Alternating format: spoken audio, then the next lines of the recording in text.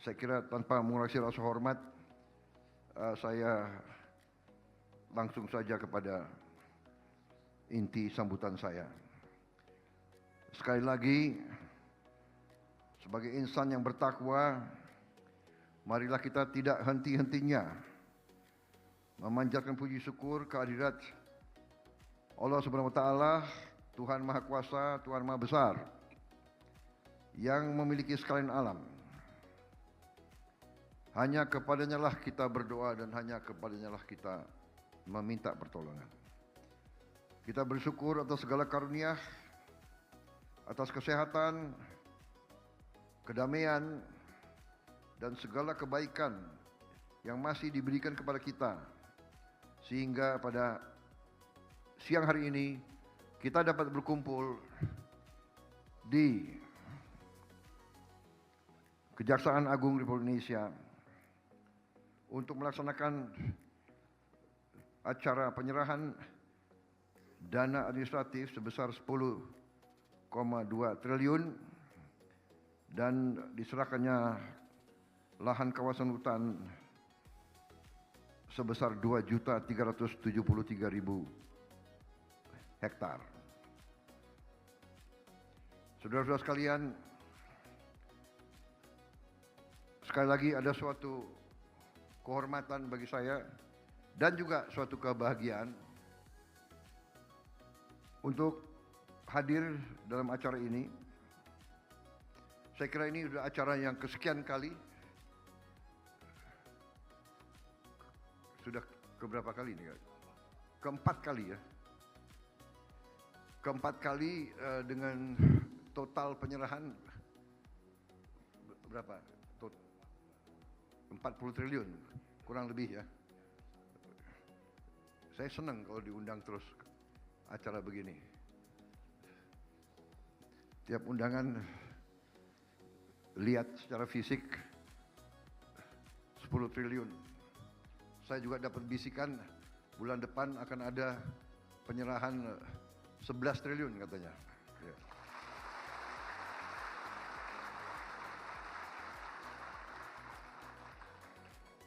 Dan saya juga dapat laporan bahwa juga ada kurang lebih 39 triliun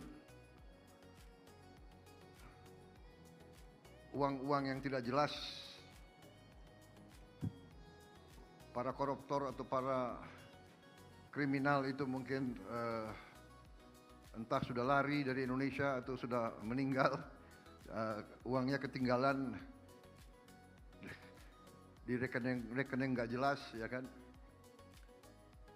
Mungkin dia banyak istri muda atau piaraan-piaraan, jadi istri-istrinya ahli warisnya nggak tahu bahwa dia punya uang di bank-bank tersebut. Sudah sekian tahun tidak diurus, ya saya katakan kalau sudah sekian tahun tidak diurus dan sudah 1 tahun kita umumkan, nggak ada yang datang, ya sudah pindahin untuk rakyat. Ya, jadi tahun depan bulan depan ini, bukan tahun depan, bulan depan kurang lebih akan ada 49 triliun. Dan saya harus katakan bahwa sekali lagi saya atas nama negara dan bangsa, atas nama pemerintah, atas nama seluruh rakyat Indonesia, saya menyampaikan terima kasih kepada seluruh anggota Satuan Tugas Penertiban Kawasan Hutan. Saya kira saudara-saudara, acara-acara seperti ini jangan kita anggap hanya seremoni atau show, tapi pandangan saya, keyakinan saya, bangsa Indonesia, rakyat Indonesia sudah pada tahap bahwa rakyat kita ingin melihat bukti. Sudah terlalu lama saya merasakan ya. Sudah terlalu lama karena saya sendiri juga sudah cukup lama jadi orang Indonesia. Saya merasakan rakyat kita ini agak bosan kalau dengar sambutan-sambutan, wejangan-wejangan. Itu yang pengalaman saya.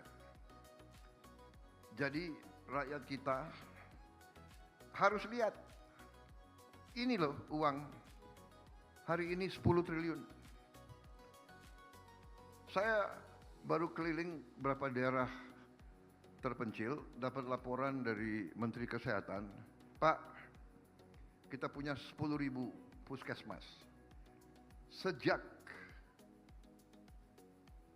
zamannya Pak Harto, 30 tahun, puskesmas tersebut belum pernah diperbaiki. 10.000, saya bilang kau butuh uang berapa untuk perbaiki 10.000? Kira-kira satu puskesmas 2 miliar, jadi kita butuh kurang lebih 20 triliun. Saudara-saudara, hari ini artinya kita bisa selesaikan 5.000 puskesmas. 10 triliun.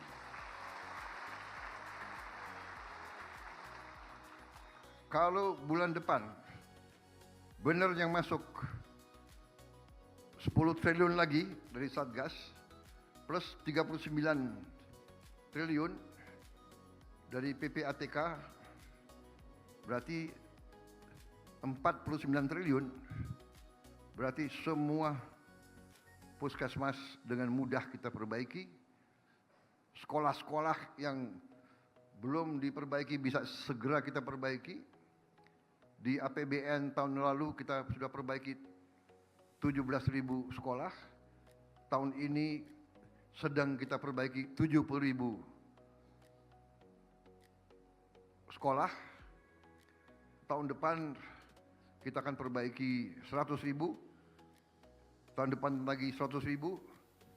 Dan tahun depannya lagi kita juga selesaikan nanti semua madrasah dan sebagainya akan kita perbaiki. Semuanya kita perbaiki dengan uang-uang yang kalau tidak kita selamatkan, uang-uang tersebut akan hilang dimakan para koruptor dan para maling-maling dan perampok-perampok tersebut.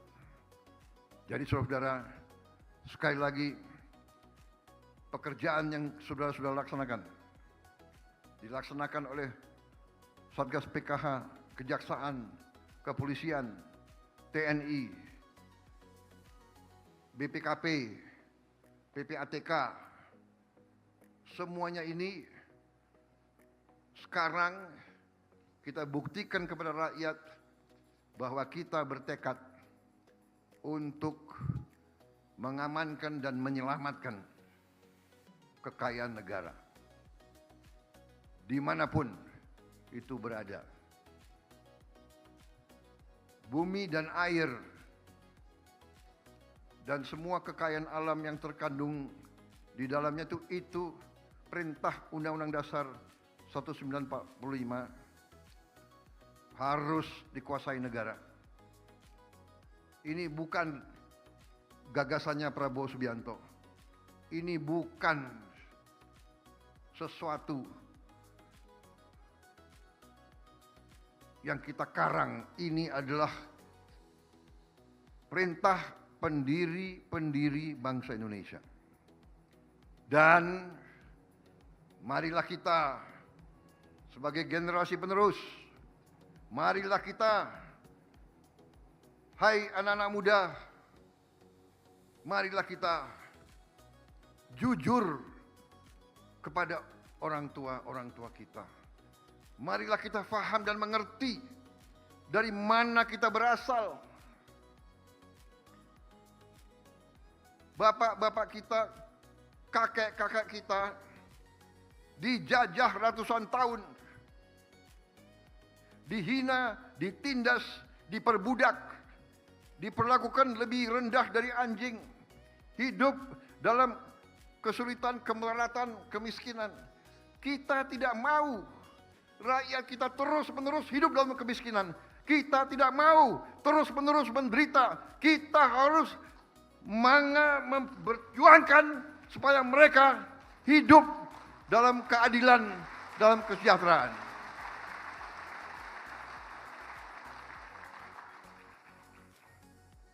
Bagaimana kita mau hidup sejahtera kalau kekayaan kita diambil tiap hari? Mengalir keluar, tidak tinggal di Republik Indonesia. Saudara-saudara sekalian, perjuangan ini adalah perjuangan yang mulia, yang suci. Kita berada di jalan yang benar. Kita menyelamatkan masa depan Indonesia. Kita menyelamatkan anak-anak dan cucu-cucu kita. Kita tidak memandang kita berasal dari suku mana, agama mana, golongan mana, partai mana. Kita semua adalah anak-anak Indonesia. Dan Indonesia sekarang, sebagaimana setiap kelompok manusia, rakyat Indonesia dalam hatinya akan menentukan sikap, akan memilih berada di pihak yang benar atau berada di pihak yang merampok kekayaan, yang mencuri kekayaan, yang merampas hak-hak rakyat. Rakyat Indonesia akan menentukan sikap. Dan kita mengerti bahwa mereka faham, bahwa mereka menyaksikan tiap hari kekayaan Indonesia dicuri, diambil. Ini harus berhenti dan kita akan berjuang keras untuk hentikan itu dengan segala risiko. Saya paham Satgas PKH bukan Satgas yang sekarang disukai. Banyak yang tidak suka sama kalian. Yaitu bandit-bandit perampok itu nggak suka sama kalian. Ya tinggal kamu takut sama mereka atau kamu bela rakyat, tergantung kamu. Tapi saya lihat prestasi kalian. 4 kali saya diundang atas nama rakyat. Saudara menyetor. Padahal ini baru sekelumit kekayaan yang berhasil kita selamatkan. Perjuangan masih susah. Masih ratusan triliun. Masih ribuan triliun yang harus kita selamatkan.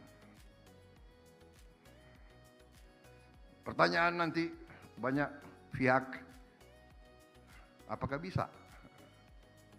Jawabannya adalah bukan apakah bisa. Jawabannya adalah harus bisa.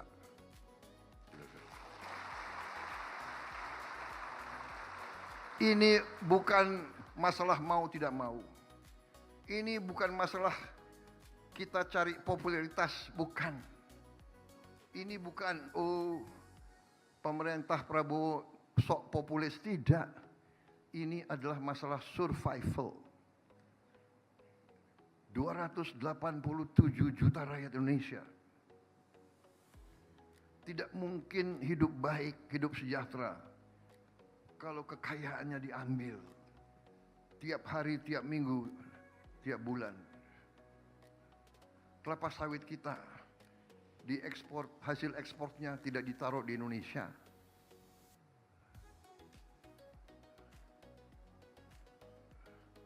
Batu bara kita dijual, diekspor, hasil ekspornya tidak ditaruh di Indonesia.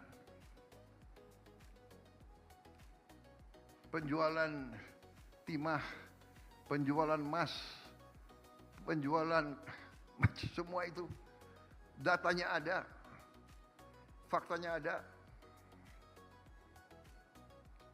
Perjuangannya berat, tapi kita melaksanakan dengan berani dan dengan optimis dan dengan kemajuan. Ya, dengan kemajuan. Saudara-saudara, saya kira saya tidak akan panjang lebar, tapi ini semua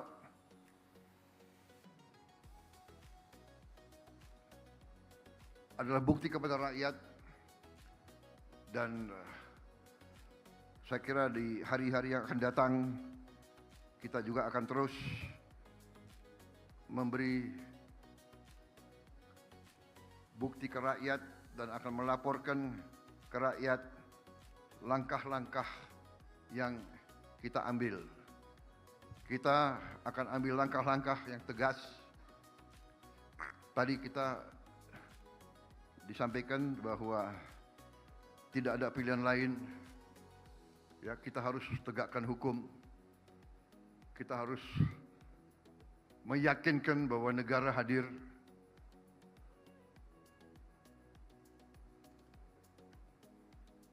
Dan negara hadir, dan negara akan hadir terus, dan NKRI akan kuat, NKRI akan bangkit lebih hebat lagi. Itu keyakinan saya,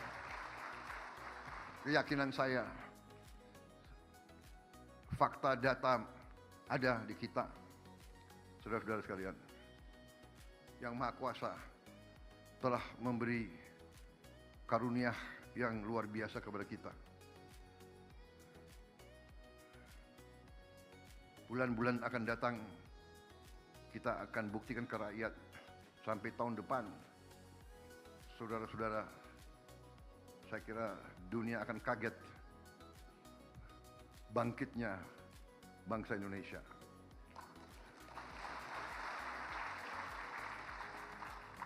Kita jangan euforia, kita tidak boleh sombong. Ilmu nenek moyang kita semakin berisi, semakin menunduk. Ya. Jangan takut diancam, jangan takut dihina, jangan takut difitnah. Kita difitnah, kita dihina, kita diejek karena kita ditakuti. Kita ditakuti karena kita menegakkan kebenaran dan keadilan. Saudara-saudara sekalian, mereka yang membela kebenaran dan keadilan, mereka mulia. Kalaupun kita gugur, janganlah pernah takut gugur, karena itu satu-satunya kepastian di dunia ini. Kita pasti akan dipanggil oleh Maha Kuasa. Tinggal kapan dipanggil. Dan saudara-saudara, panggilannya itu tidak nomor urut. Tidak dengan azas senioritas, tidak. Ya. Yang di belakang-belakang jangan senyum-senyum. Gak apa-apa, ya kan? Biasanya orang yang sangat baik itu yang dipanggil duluan. Ya, benar kan? Hah? Benar. Tapi selama kita masih dikasih nafas, kita akan berjuang di atas kebaikan dan kebenaran. Ini memang tidak gampang. Ini saya paham. Ini mudah diucapkan. Saya paham. Saya mengerti. Jenderal-jenderal, pejabat-pejabat, menteri-menteri, saya tahu gaji kalian kecil, relatif. Tapi dibandingkan rakyat yang paling miskin, saudara-saudara, ya, jadi jangan lihat ke atas, lihat mereka yang lebih susah dari kalian. Saya harus cerita begini, karena saya ada suatu kepuasan minggu lalu. Ketua Mahkamah Agung ketemu saya. Dan beliau sampaikan ke saya, beliau habis rapat ketua-ketua Mahkamah Agung se-ASEAN. Kemudian Ketua Mahkamah Agung Malaysia sampaikan ke Ketua Mahkamah Agung Indonesia. Dia sampaikan, Yang Mulia, saya salut sama Indonesia, dia bilang. Pertama kali gaji hakim Indonesia di atas gaji hakim Malaysia.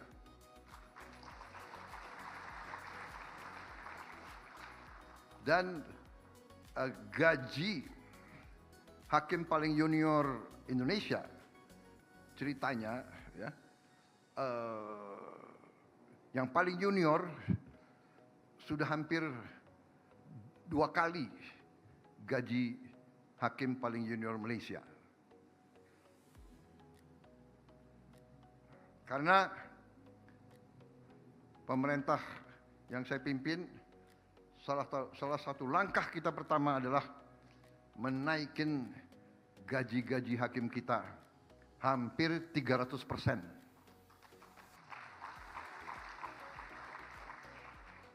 Saya maunya 300%. Tapi Menteri Keuangan hanya setuju 280%. Oke lah. Tapi kita sudah lompat. Kemudian Ketua Mahkamah Agung Indonesia, Profesor Sunarto ya, laporkan lagi ke saya, Pak, Ketua Mahkamah Agung Singapura juga sampaikan ke saya, selamat Yang Mulia, penghasilan Anda sekarang, penghasilannya Ketua Mahkamah Agung Indonesia sudah di atas penghasilannya Ketua Mahkamah Agung Singapura. Disampaikan dalam hati, oke juga kita nih ya. Kenapa? Karena saya percaya dan yakin masalah korupsi, masalah ketidakadilan itu harus diselesaikan di yudikatif. Karena itu hakim-hakim kita harus kita hormati, harus dipilih dengan baik, dan harus dikasih penghasilan yang cukup supaya hakim-hakim kita tidak bisa disogok. Saya juga sudah instruksikan Menteri Perumahan Rakyat untuk membuat rumah jabatan untuk semua hakim. Karena ternyata walaupun penghasilannya sudah naik signifikan, uang saku untuk rumah 1 bulan untuk gaji, untuk rumah kalau tidak salah 1,5 juta rupiah. Padahal hakim itu juga penugasan. Kadang-kadang harus di kabupaten ini, kadang-kadang harus pindah ke provinsi ini. Jadi kita sekarang, dan hakim itu kurang lebih hanya ada sekitar 8.900. Jadi saya kira mampu kita untuk memberi rumah jabatan yang layak. Akhirnya Ketua Mahkamah Agung menyampaikan ke saya, Pak, terima kasih perhatian Bapak kepada hakim-hakim. Tapi ternyata Pak, di pengadilan-pengadilan kami masih punya petugas-petugas lain. Panitera belum naik Pak gaji mereka. Habis itu ada staf, ada tata usaha. Ya, oke, saya mengerti. Saya paham. Menteri Keuangan cari uang untuk semua petugas pengadilan harus juga naik gajinya, ya. Dan cabang-cabang lain dari pemerintahan jangan iri sama yudikatif. Kita harus bikin yudikatif kita tempat rakyat mendapat keadilan. Dan itu saya pesankan kepada Ketua Mahkamah Agung. Saya pesankan kepada semua hakim-hakim. Ingat, putusan-putusanmu akan dinilai oleh rakyat. Putusan-putusanmu akan dipelajari. Dan masyarakat kita dan rakyat kita sudah tidak bodoh. Mereka akan lihat, mereka akan merasakan ketidakadilan. Jadi yudikatif kita perbaiki, kemudian eksekutif yang lain kita juga akan perbaiki semuanya. Kalau kekayaan negara bisa kita kendalikan,